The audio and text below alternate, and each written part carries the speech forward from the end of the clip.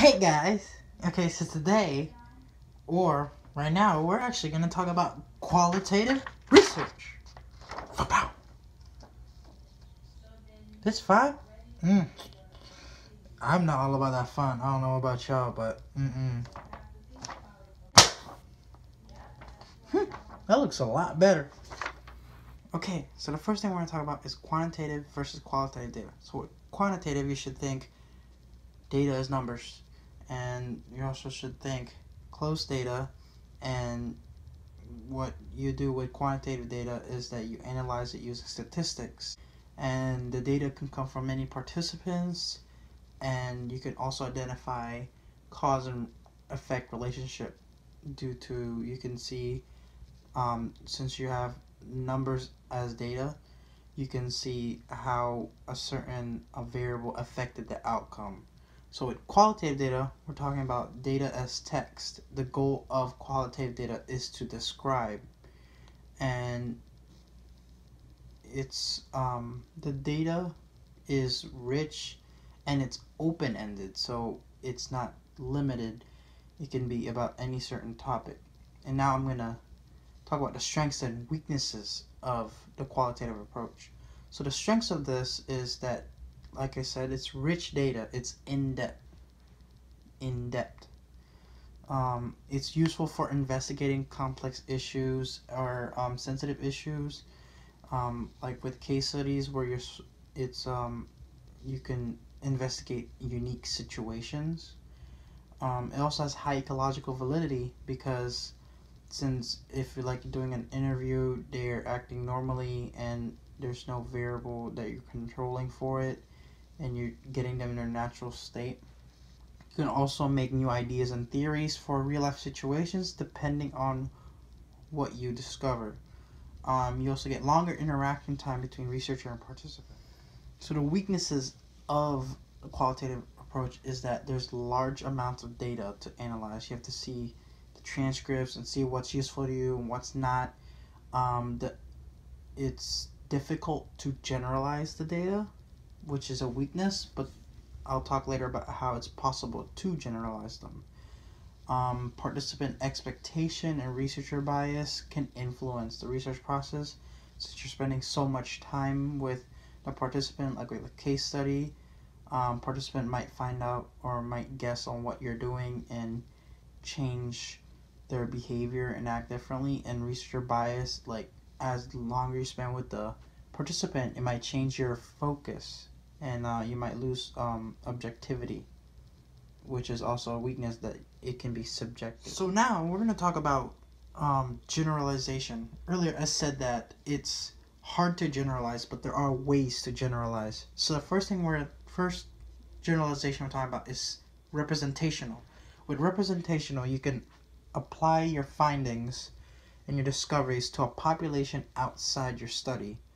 So if another study can corroborate, a similar study conducted can corroborate their findings with yours, then you can have some degree of generalization with your data and theirs. So after representational, we're talking about inferential generalization or transferability.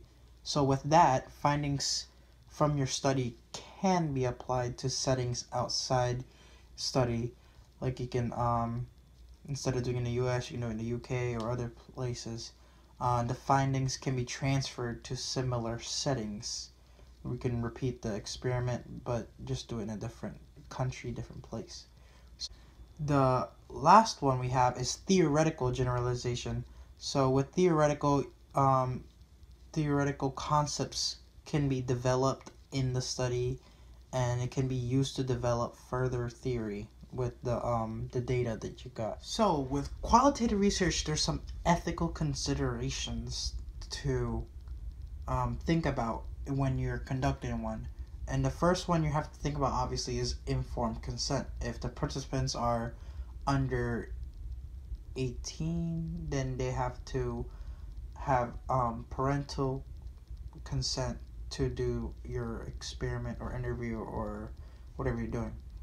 but there's also deception. You do not use deception unless it's necessary, and then you have to make sure that you tell them at the debriefing at the end. You have to protect the participants from harm, so no discomfort. You're trying to not mentally or physically harm them in any way, and if you do, you have to resolve it before you finish the experiment. You also, one important ethical consideration for the participant themselves is anonymity.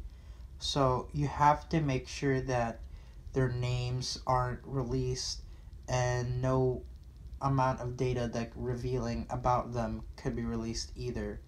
So they must be fully informed by debriefing, and you tell them all of this, and then the research materials should be destroyed, and like videotapes and transcripts, you should get rid of all of them so that the participants can stay anonymous. So with qualitative research, I'm going to talk about 3 different types of sampling.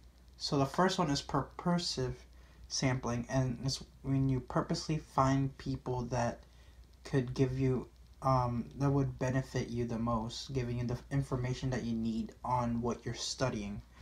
The next is snowball sampling, and we're talking about telling your friends to ask their friends and their family, and then to tell them to tell their family. So you're just going to get all these people to come because you're telling them to ask their connections, and you're going to get a lot more participants that way in a shorter amount of time. The last one is convenience sampling, and that's when you basically, like it says in the word, you pick the participants that's in a way that's convenient to you. Like if you're a teacher, you pick your students, or get your participants as they're like coming in the school. It's really easy for you to get them, and it won't take you a lot of time either. So real quick, next on the chopping board, we have participant expectation. So, and researcher bias. Since you spend such a long time with the participants, like with the case study, they can pick up on what you're trying to do, and they may act in a way to please you. And then with the researcher bias, they your beliefs can affect your how you interpret the information and research. So now I'm gonna bring up something y'all hate: credibility. So with credibility, it's about how it reflects the how your research reflects the researcher's beliefs and values, which stresses the fact that peer review is important, and other researchers look at your data and research so that they can see that it's not biased or there's nothing that's affecting it. Okay, so now we're going to talk about triangulation. So there's 5 types that we talked about in class. The first one being method triangulation is when you use multiple methods to get data, and it can be both quantitative and qualitative. It doesn't matter. The next is data triangulation, where you get data gathered from various qualitative methods. So you can get data from an observation and then from an interview. Next is researcher triangulation, where you have multiple researchers so that you could all agree on the same interpretation of the data. So it's not limited by your bias. The next is theory triangulation, which is what it sounds. You use several theories to analyze your data and your situation and everything you got. And the last one is space triangulation, where you use more than one setting and culture. So you can conduct your experiment in Florida, and then you maybe try to do it in Canada. So you try it with other places, maybe other cultures, and see if you get the same results. It increases the credibility. So the last thing that I'm going to talk about, I know y'all want me to shut up, is reflexivity. So reflexivity in qualitative research, you have to make sure you know your values and beliefs so that they don't affect your research so now you're not biased. And knowing with reflexivity, you have to attempt to separate them if you want your data to be accurate, increase credibility, and that's why reflexivity is important in qualitative research. So thank you guys for watching, and sorry if I didn't cover everything, but life.